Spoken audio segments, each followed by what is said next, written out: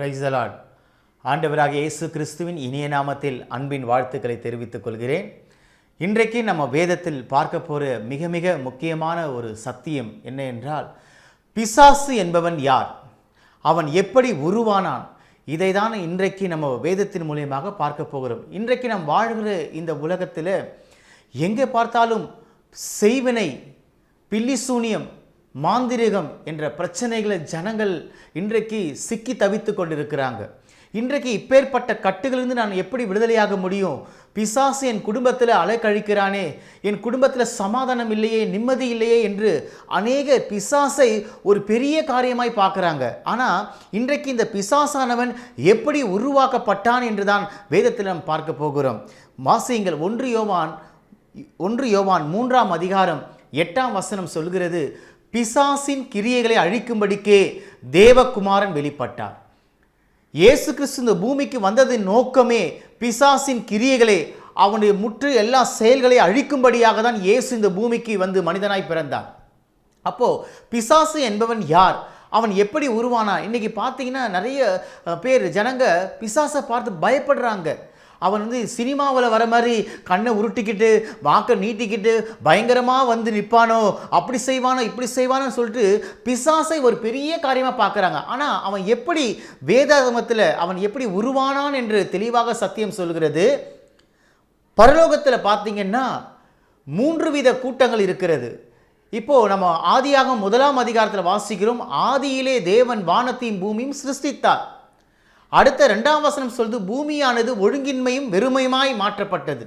அப்போது ஆண்டவர் வானத்தையும் பூமியும் சிருஷ்டித்த ஆண்டவர் எப்படி உடனே பூமியானது ஒழுங்கின்மை வெறுமையாக மாறிச்சு? அப்போ ஆழத்தில் இருள் இருந்தது, இந்த பூமி முழுவதும் இருளாக இருந்தது. காரணம் என்ன? அப்போ ஆண்டவர் படைத்த வான பூமி உடனே ஒழுங்கின்மையாக மாறி போச்சா? இல்லை. முதல் வசனத்துக்கும் 2வது வசனத்துக்கும் பல ஆண்டுகள் இடைவெளி இருக்கிறது. அப்போது இந்த பூமியானது ஏன் ஒழுங்கின்மையாக மாறினது 2ஆம் வசனம் சொல்லுதுன்னா, இன்றைக்கி பார்த்தீங்கன்னா பரலோகத்தில் ஒரு சம்பவம் நடந்தது. வேதத்தில் பார்ப்போம் என்றால் பரலோகத்தில் 3 வித பிரதான தூதர்கள் இருந்தாங்க. கேப்ரியல் ஒரு பிரதான தூதன், அவன் தலைமையில் ஒரு கூட்டம் இருந்தது.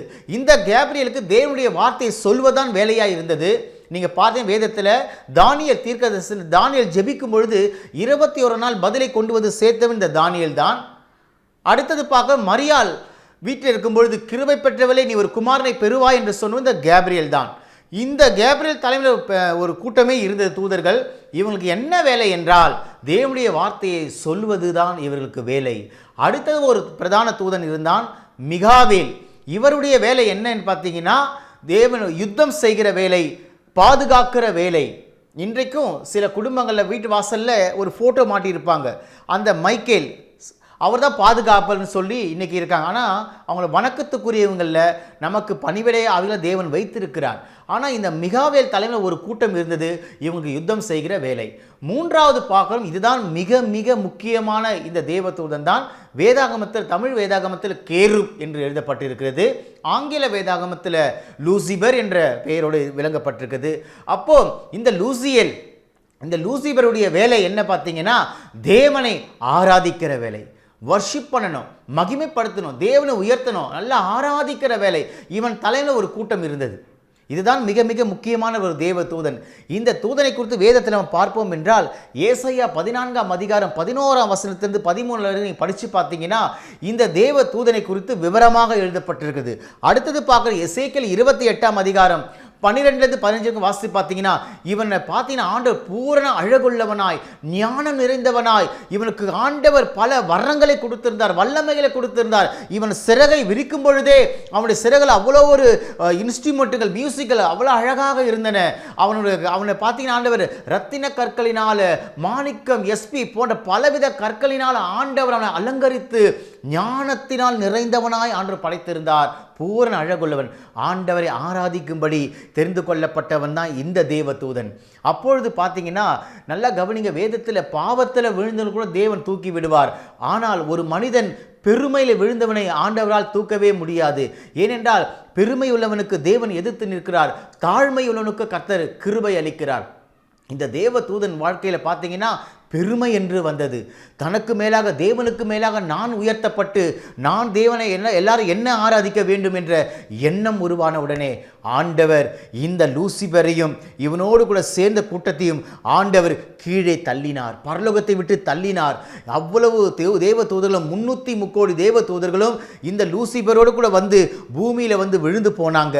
அதனால தான் பூமியானது ஒழுங்கின்மையும் வெறுமையாய் மாற்றப்பட்டது. அப்பொழுது ஆண்டவர் பார்த்தார், நாம் இப்பொழுது பரலோகத்தில் ஆராதிக்கிற ஒரு இடம் இல்லை. ஏன்னா தேவனை ஆராதிக்கிறது தான் முக்கியமான காரியம். இந்த காலகட்டத்தில் நம்ம வர்ஷிப் பண்ணி ஆராதிக்கணும் முக்கியமான ஒரு காரியம். அப்போ இந்த தூதர்கள் வந்து கீழே விழுந்தவுடனே பிசாசுகளாய் மாற்றப்பட்டார்கள். பூமியானது ஒழுங்கின்மையாக மாறி இருளாய் மாற்றப்பட்டு விட்டன. அதனால தான் பார்த்தீங்கன்னா ஆராதிக்கிற இடத்துல ஆண்டவர் திருப்பி என்ன பண்ணாங்கன்னா இந்த பூமியை ஒழுங்குபடுத்தி பிசாசுக்கு தான் மத்தேயு 25:41 சொல்கிறது, நரகத்தை ஆண்டவர் ஏற்படுத்தினார். அந்த விழுந்து போன தூதர் தான் நரகத்தை ஏற்படுத்தினார். இன்றைக்கும் இந்த விழுந்து போன இந்த தேவ தூதர் தான் பிசாசாய் மாற்றப்பட்டு அநேகர் அசுத்தாவிகளாய், பொய்யின் ஆவிகளாய், விபச்சர ஆவிகளாய், வேசித்தன ஆவிகளாய், பல விதங்களில் ஆவிகளாய் இந்த ஆவிகள் இன்றைக்கும் ஜனங்களுக்கு அற்புதங்களை செய்கிறது. ஜனங்கள் தன் பக்கமாக இழுத்து நரகத்துக்கு கொண்டு போக இந்த ஆவிகள் கிரியை செய்து கொண்டிருக்குது. பிசாசு என்பவன் இப்படி தான் உருவானான் தவிர இந்த விழுந்து போன தேவ தூதனான் பிசாசாக இருக்கிறான். ஆண்டவர் கொடுத்த வரங்களை அவனை விட்டு எடுக்கவே இல்லை. இன்னைக்கும் அவனும் சக்திகளை கொடுத்து அற்புதம் செய்கிறான். ஆனால் இந்த சக்தியை விட இயேசு கிறிஸ்துடைய சக்தி மேலான சக்தி. இயேசுவினால் இவனுடைய கிரியைகள் எல்லாவற்றையும் அழித்து இயேசு சிலுவையிலே வெற்றி சிறந்தார். நம்ம ஜெபிப்போமா? எங்கள் அதிகமாக நேசிக்கிற எங்கள் அன்பின் பரலோக பிதாவே, இந்த பிசாசு விழுந்து போனவன் எப்படி உருவானான் என்று இந்த சத்தியத்தை நாங்கள் கேட்டோம். இவனை ஜெயிக்கிற ஆளுகையும் அதிகாரத்தையும் என் ஆண்டவர் எங்கள் கருத்தில் கொடுத்துருக்கீங்கப்பா. ஆசீர்வதிங்க. இயேசுவின் நாமத்தில் ஜெபிக்கிறோம் நல்ல பிதாவே. ஆமேன், ஆமேன், ஆமேன்.